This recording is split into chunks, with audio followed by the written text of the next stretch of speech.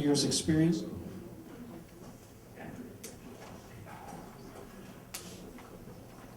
For the past decade, he has been involved in a research project called SFT, standing for self-field theory, that provides a unifying principle within physics and biophysics.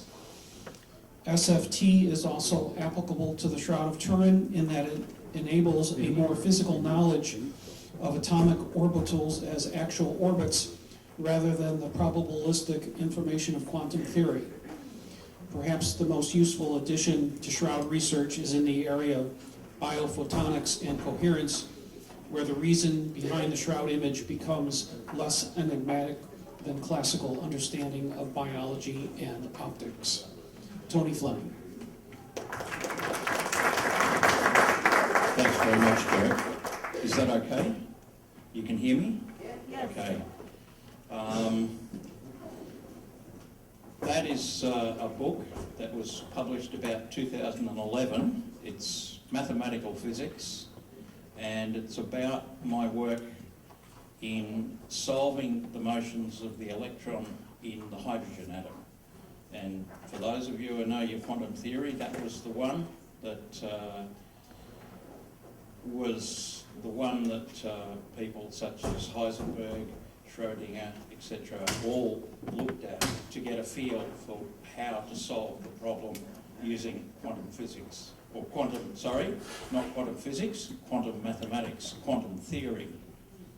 So this is called Self-Field Theory, a New Mathematical Description of Physics. So it is a challenge to quantum theory. So I am both loved and hated. It is my book, yep. There is another one that's just come out, and it's called Inside the Photon, A Journey to Health. And that describes how the photon has a composite structure according to the self-field theory. So that it's speculation, but our consciousness, our minds, our souls perhaps, are in an infinite fractal going down in the small side. Okay? There's no limit, apparently, inside the photon. So we've thought for many years that the photon was it, that it's the elementary particle. And quantum theory basically gets to that point. So self-field theory continues on. So it sees the world as an infinite fractal. Maybe this is, as I say, this is where our soul resides, and maybe this is why we can't be killed. Yes, physically we die, we know that, but we have Christ who's saying he has conquered death. And we'll see in this talk. Let me now swap to some comments I've been scribbling down. I've been watching some of the great talkers we've had this morning: Ray Schneider, Jeff Skirker, Andrew Silverman. And just let me pick up on some points that occurred to me, refer to this talk as well as to those other talks. We see both bone and flesh together in the hands. You may find that you'll be able to work out what's happening there via this hypothesis. Hopefully it'll become a theory, because we'll be able to bounce ideas off it and it'll say yay or nay. So that's the way science works. You've got to come up with a hypothesis, and then you either get blown away or you fall through the net and some other people start poking at you. So eventually you'll fail, because that's the way of science. We have paradigms that are pretty good for a century, maybe. maybe a couple of decades. But we always have bright thinkers that are coming up. It's a bit like, well, I won't go into standards formation, how we set standards. I belong to BEMS, the Bioelectromagnetic Society, and we're not responsible for, but we get deeply involved in setting standards for mobile phones or power lines and technological uses of electromagnetics. So standards is another procedure that keeps on iterating around and around, and you have one group who don't want to see change and another group who say, well, there is change there, we can't have that old standard, that's no good. So anyway, that's a bit of an analogy. So you may see both why we're seeing both bone and flesh together. It seems that this hypothesis can sustain a holographic information. It's not just a photograph. It's slightly inaccurate photograph, which also has some more information in it, depending on how the chromosomes are aligned with the surface of the skin. If they're off a little bit, they can put more information out. We've talked about, in those other talks, about flower images, coins and amulets.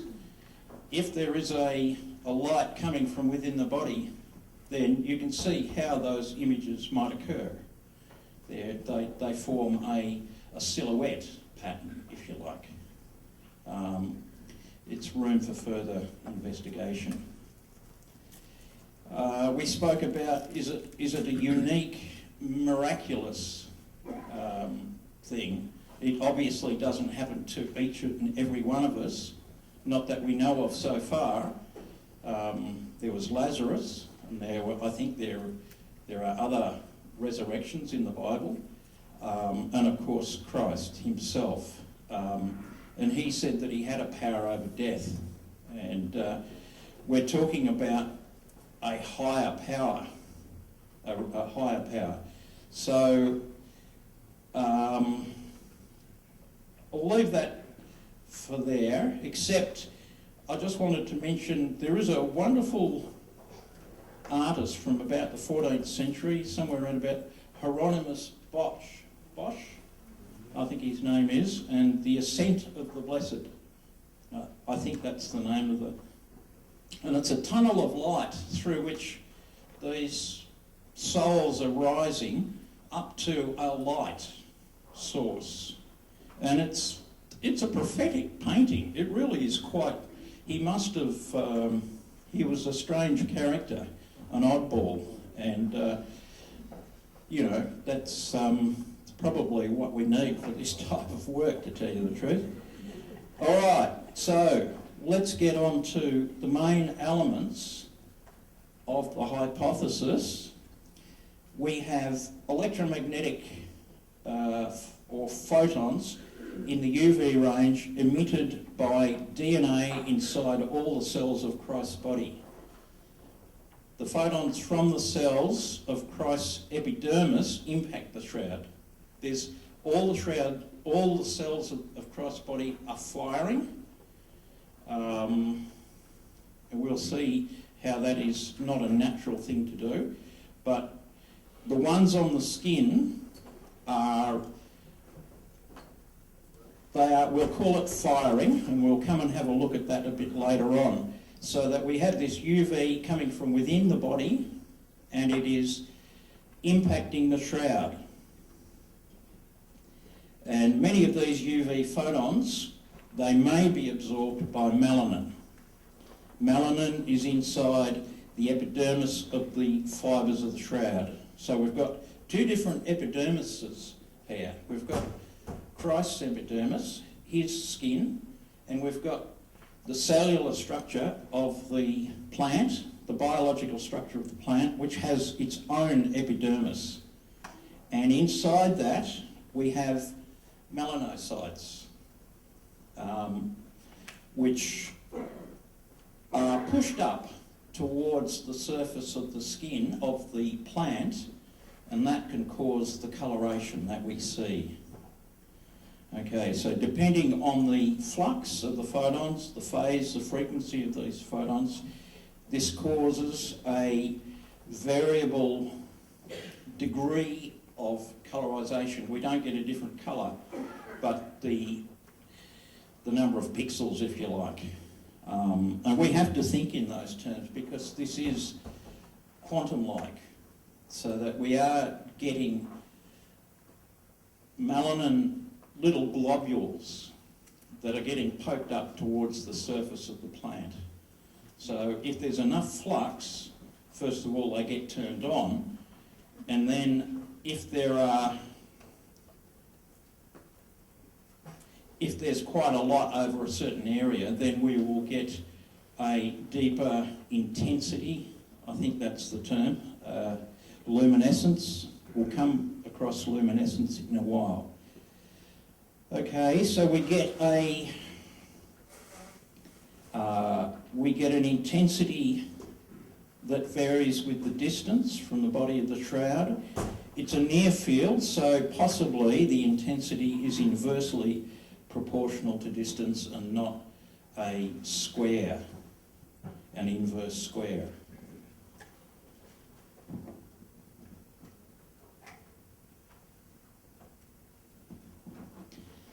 Now, the shroud is like an ancient negative. You can see there, I've put in a little, there's a lady there. This is a bit of modern day negative that you get, that we've spoken about. You went to your chemist to get these. And there's what she looks like in the negative. And that's what the shroud looks like in the negative. So when Secundo Pia took a photo of it, he almost fell over backwards because he got the negative of the negative. So he saw the face for the first time. We saw the positive. Everyone in the Middle Ages and earlier would have seen that. So it looks like pretty much nothing, you know, as we've spoken about before. How they did all their drawings and their artwork and their iconic artwork is really quite impressive.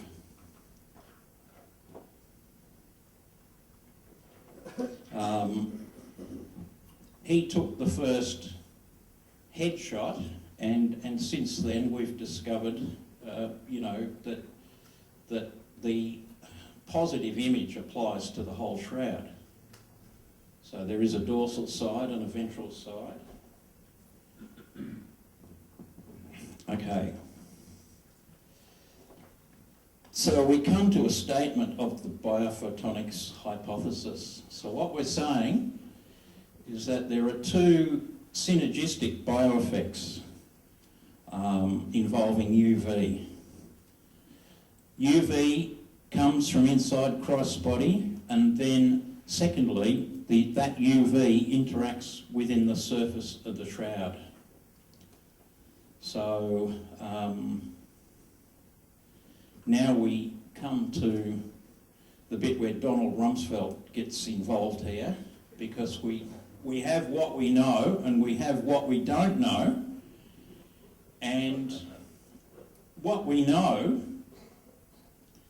is that in this book that I showed you, this is showing science how electric and magnetic fields in a colony of cells cause a fertilised cell within that colony to replicate. So that's what we know.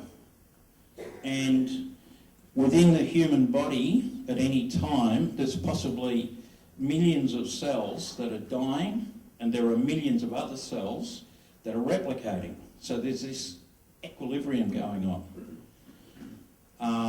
Now that involves, you know, what's watts per centimetre squared, as you see down the bottom there. Now, first of all, what we don't know how Christ resurrected, we don't know, but it may be that we can see how it happened via this work here. What we have got is some experimental findings of De Lazzaro and co-workers who used gigawatts per centimetre squared to get UV colorisation of shroud-like fabric. They also found that if they went too high, their shroud was destroyed. It was, you know, not very... It was within a tight band. Okay. Now,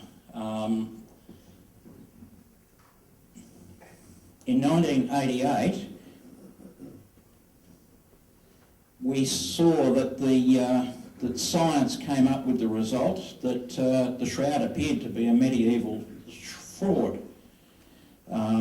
But God somehow intervened in the matter by making modern science aware of the science behind the shroud via the photographer Secundo Pear in 1898. It was for groups such as the Shroud Scientific Group, of which I'm now happily a member, and other groups throughout the globe to intensify our efforts on behalf of science and believers around the world to try and work out what was happening from a combined scientific, faith-based point of view. So it's not a stretch to say that the multidisciplinary research effort by the SSG and other groups is probably the most important in mankind's history. And this includes the effort during the last war, World War II, to develop the atom bomb at Los Alamos, so that Hitler did not get the bomb before the Allies. We don't know yet the full story of 1988, but many disciplines give conclusions to make this negative result an outlier.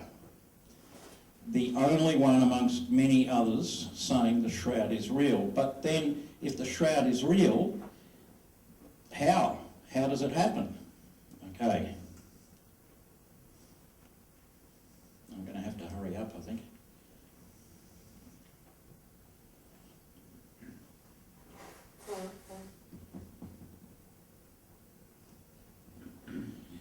Ian Wilson wrote a book in 1998, as I say,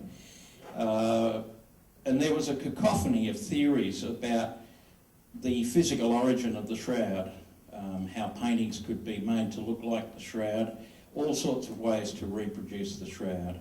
In defence of the shroud's historical authenticity, Ian described a multiverse of different academic disciplines, including art, history, forensic medicine, physics, etc. So further since 1998, there's been a multitude of other work done in defence of the shroud's authentic history, historical authenticity, and much of it by SSG members, including Ray Rogers, Alan Adler, Giulio Fanti and Paolo De Lazzaro, to mention some. Okay. So now there's a new discipline, biophotonics, biogenic, i.e. biologically originating photonic systems. So there's a biophotonics example. There's a colony of cells aligning. The central cell is assumed to have fertilised, and it has a charged structure on the surface, and all these other cells are all aligning themselves. And what they're doing is putting a great big stress on the chromosomes inside that central cell, causing it to eventually pull apart And it's good to, for the purposes of the shroud, to think of bioluminescence. Okay, I think bioluminescence is a better known discipline, and you can think of light coming from biological systems. So, we're going to now look at the first part of the two sides of how the shroud image came about. So we're going to go inside Christ's body. We're going to look at an example very much like we think it might have happened, and that is that, as I said, we've got a colony of cells, we've got a fertilised cell in the middle, and what happens is this builds up. I mean, it takes 9 months for a human to be born, and during that 9 months, this sort of thing is happening inside the womb of the mother. And eventually, the chromosomes cleave into two, so that there are now two daughter chromatids.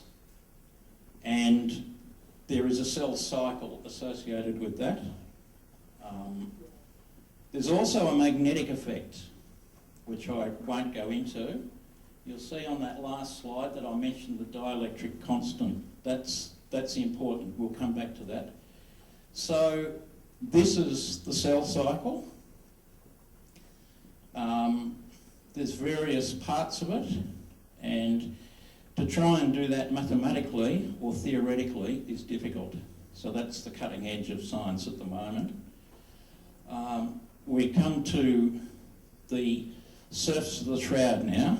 So we're looking at how the UV that's come from within the body, how does it cause an image on the shroud?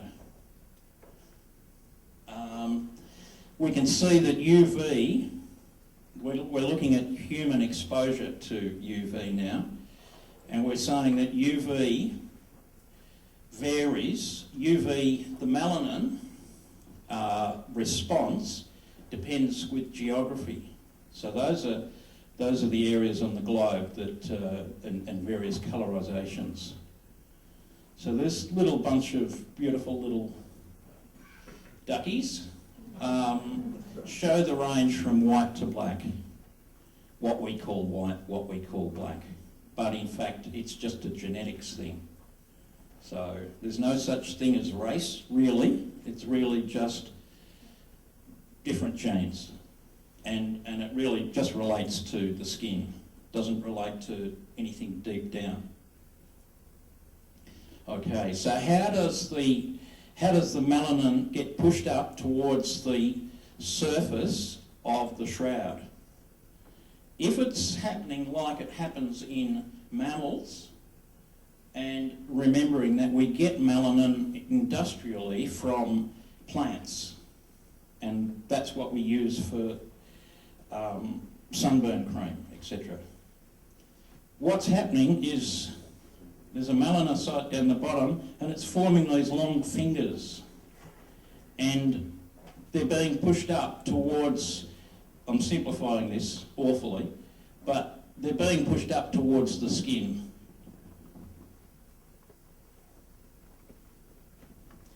And this is a pear which has obviously got something happening to it, and that could well be melanin. So we'll now look at what we know and what we don't know. So let me go back. We don't know how Christ resurrected. When we replicate cells as we need them, as our body needs them, there's one cell surrounded by millions of cells possibly, and that one cell replicates. Within Christ's body, it could be, and we get the right sort of energy that De Lazzaro and Fanti got, if all the cells go together. So you can think of a giant whole body defibrillator. We know that defibrillation can get us back from the edge of death. Why not a whole body defibrillator that Christ has the power to do? So, is there any evidence for this? Well, yes, there does appear to be. There appears to be quite a lot. What does blood look like in UV? Okay, if you had a black and white photo and you had blood, it'd be pretty dark, okay? But let me see if I can just quickly show you. That's the red filter across there. The only one where we don't see a darkening is if the UV happens to be red, or if anyway, in that circumstance, okay, red meets red. So, anomalously, within the shroud, down the feet, on the ventral side, you'll see an area of luminescence, I'll call it, okay, but it's light. Now, after Christ died, all the blood went to his, under gravity, fell throughout his body, mainly, except for the scourges and the piercing of the side. But over the time, maybe the 3 days or whatever it was, the 48 hours, between 48 and 72 I think it was, all the blood flowed down to his feet. And the blood would have been trying to seep out through the bottom of the feet. So that's an explanation for the what we see there. But there are, having been this my first shroud attendance, there are others that I mentioned before. And so there we go. Thank you very much.